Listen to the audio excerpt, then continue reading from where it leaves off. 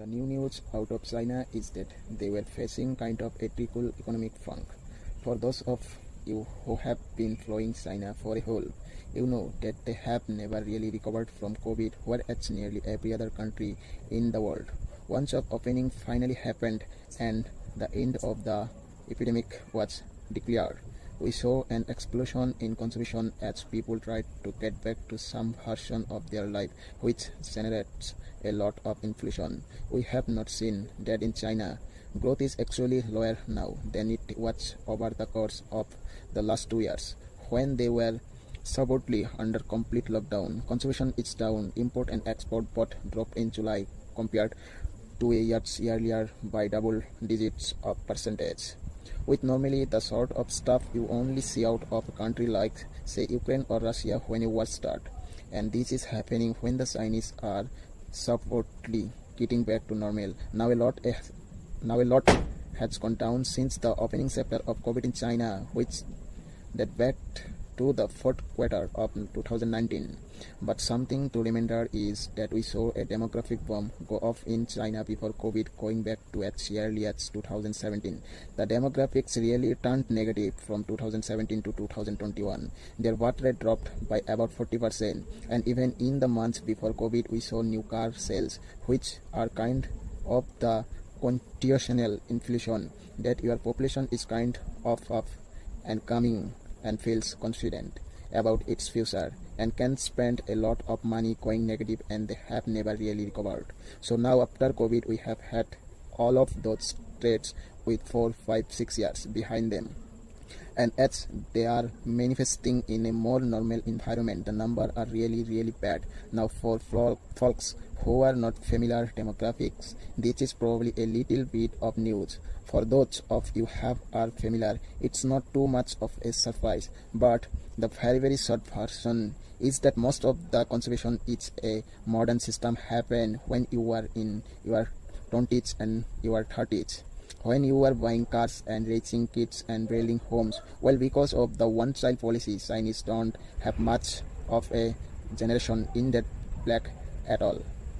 And since the one-child policy is now over 40 years old, we have now had a full generation of people to not have kids.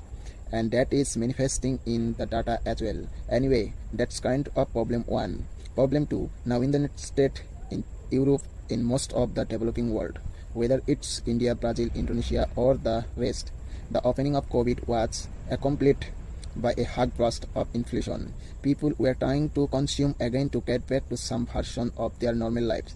And over the last 2 to 3 years, their consumption pattern had changed.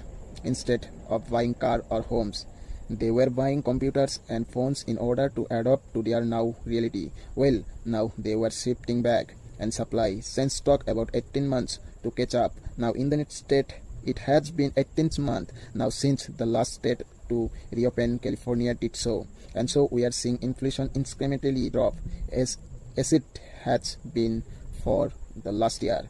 This is broadly what you should expect in China. Things are going to optimize direction. The consumption bomb never happened, so supply chains never had to adjust. What has happened is people are less confident in their future, so they are consuming less.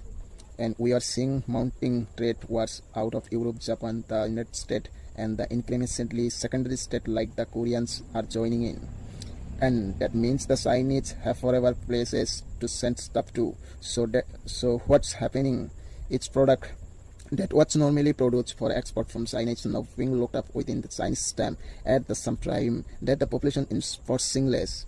You have an oversupply of goods under demand both at home and abroad. With all those extra good prices go down and you get deflation. Now short bursts of deflation are no big deal, so I don't want to overstate what's happening here. It's only 1 month of data at present, but it's what you would expect when you are at the beginning of a deflationary spiral. That's sketched by a fundamental mismatch between supply and demand, which is there where we are going with deglobalization and the Chinese demographic traits, which are now almost the point of no return. The last country to face a major deflation burst was Japan. It started in the last 1990 years, last for 2025 years. You could argue that it might be over now because of their COVID restriction of demand.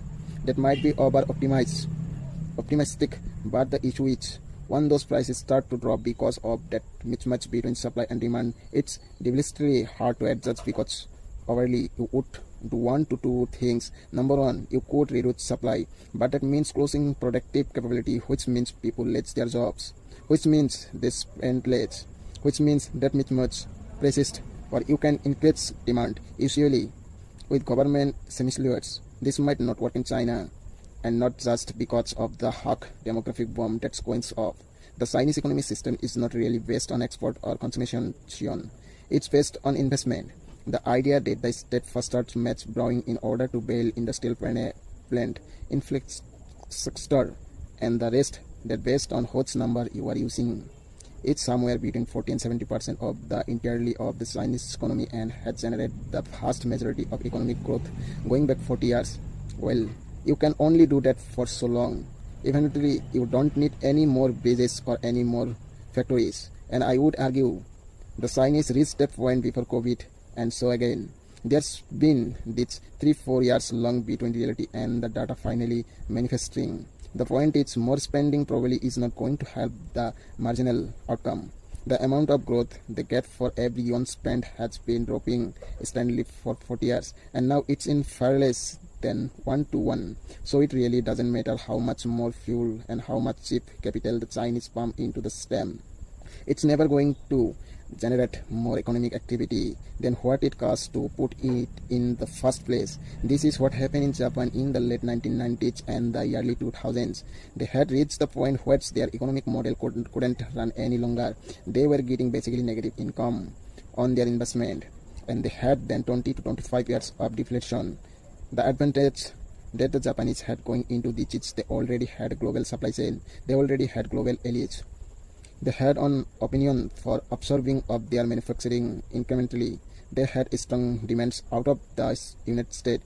They had a good political relationship with the United States, and most of all, they were already rich. The average Chinese citizen today in inflation index terms compared to the average Japanese citizens in the years 2000 had an income that's something like Equator or a fifth what it is in China. They are getting old and they are getting into a permanent recession and a deflationary spiraling before they get rich, and this can end in any number of horrible ways. So again, 1 month of data, I do not want to overplay this, but I have been watching for something like this for several years now, and in the post-COVID environment, we are seeing the data that really match up with their demographic and geopolitical traits suggest that it should have been years ago. If this proves to be the actual story as opposed to a blip in the data, you are going to see this get significantly